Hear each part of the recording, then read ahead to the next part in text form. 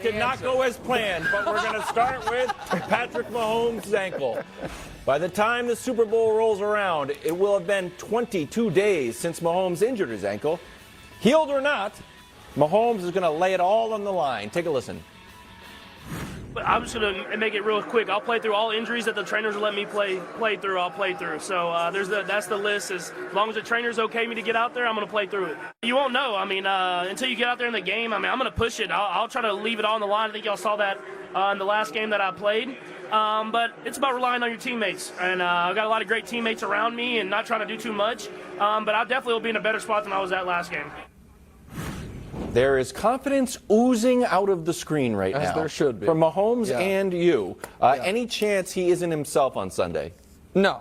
Sunday's going to be his masterpiece. Oh. So, listen, if you take Patrick Mahomes off the Kansas City Chiefs, they are a team with a Hall of Fame tight end, a all-pro, great defensive tackle, and a Hall of Fame coach, and a bunch of pieces. They are a 8-9, 9-8 team. Instead, they are the best team in football in the midst of a historic 5-year run. And I think Sunday he's finally, Brew, going to check off the one box he does not yet have checked off on his career resume. And that is a start to finish dominant Super Bowl.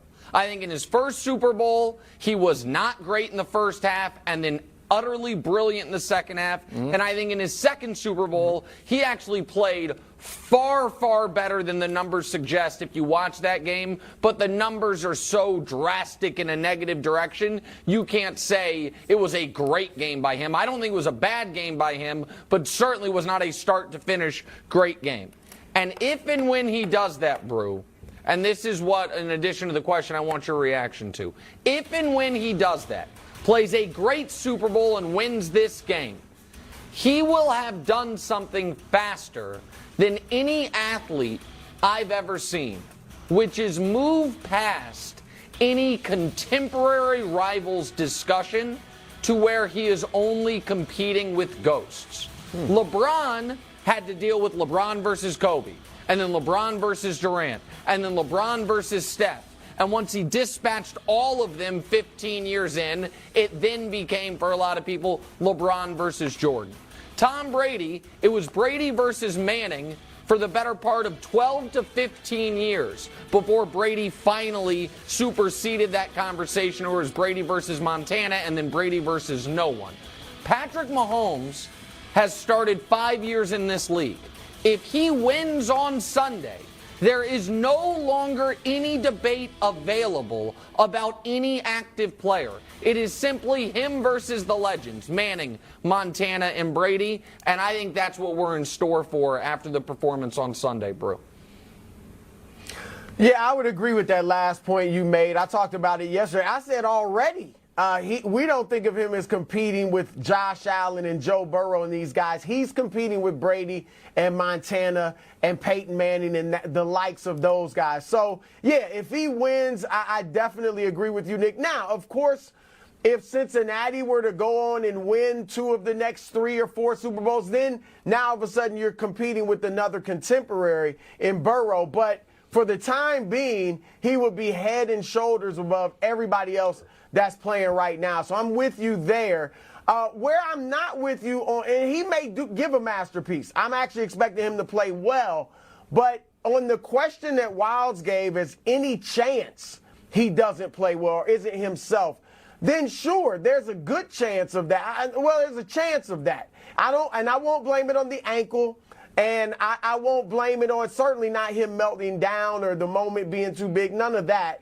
But as you alluded to, Nick, Patrick Mahomes has not always been Mahomesian in the Super Bowls. And look, you won't find this on the graphics that Nick puts up about Mahomes in the postseason.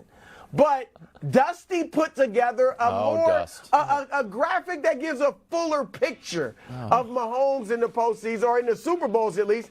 And Nick, Mahomes is not a high turnover guy, even though these aren't all turnovers. He's fumbled 3 times. He's thrown 4 interceptions in 2 Super Bowl games. So historically, as you said, you didn't point out all of this, But you alluded to he hasn't always been as great as usual in the Super Bowls. And, of course, the last time we saw him against Tampa Bay, he wasn't himself because of the pressure that he got from Tampa Bay when his offensive line was banged up. Well, the line isn't banged up, and they do have a good offensive line, but Philadelphia obviously has an historic pass rush. And if they put constant pressure on Mahomes, Nick, then he certainly, especially missing some of his receivers, he certainly could have a mediocre day by his standards.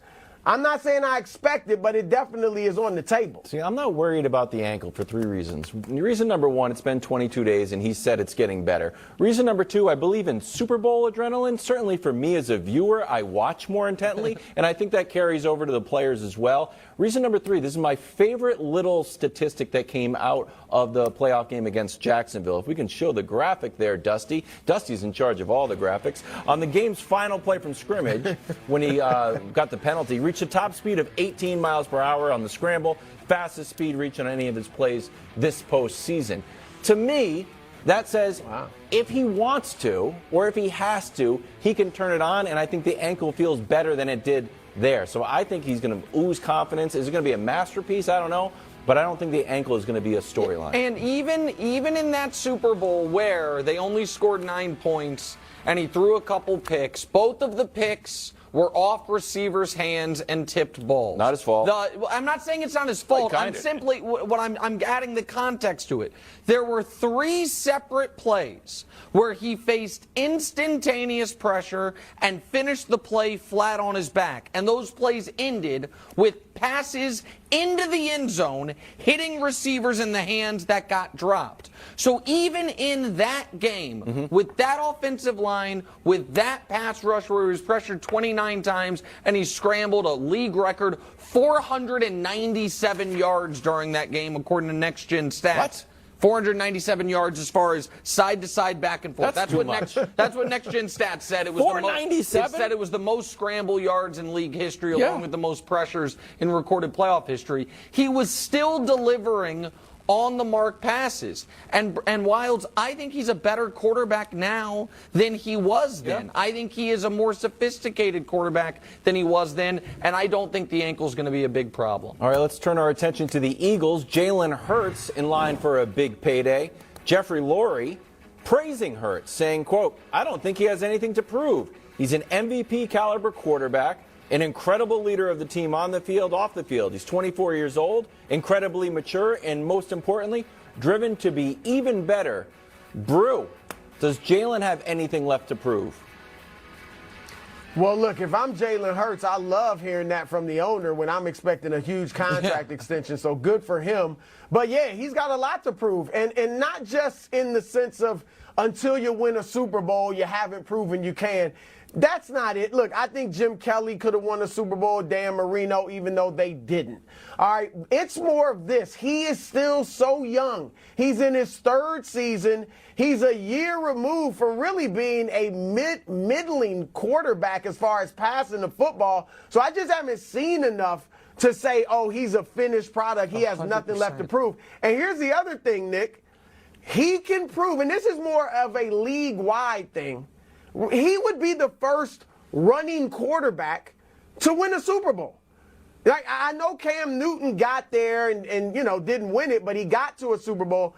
But this is a guy that, Nick, would be the first quarterback that you could argue he can run. Right, Kaepernick too. His running is as effective, if not more so, than his passing. And I think that would be huge for the game. And so, yeah, I definitely think he's got a lot to prove in this game. I think it's undeniable.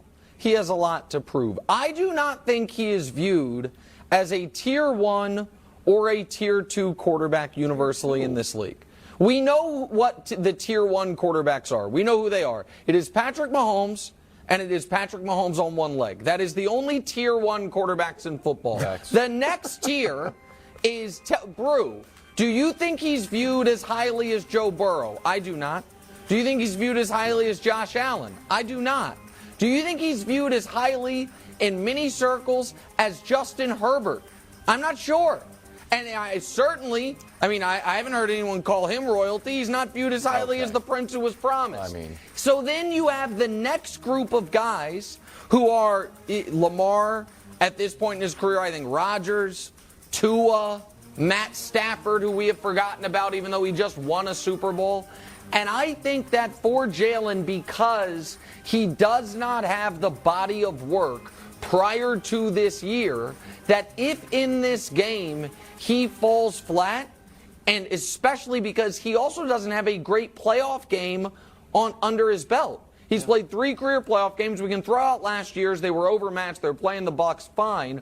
But even this year, when the team has been dominant, he has not been dominant. Now, again, I'm not killing him to do. Well, no, I'm not killing him for it because obviously the team has not needed a lot from him, so maybe he could have done more and they just didn't need it. But in this game, they're going to need it. Nobody views the Chiefs as an overwhelming defensive team. I actually think defense is a little underrated, but they're playing 3 rookie corners. They only have 1 defensive lineman that seems to get any national credit in Chris Jones, and he deserves it.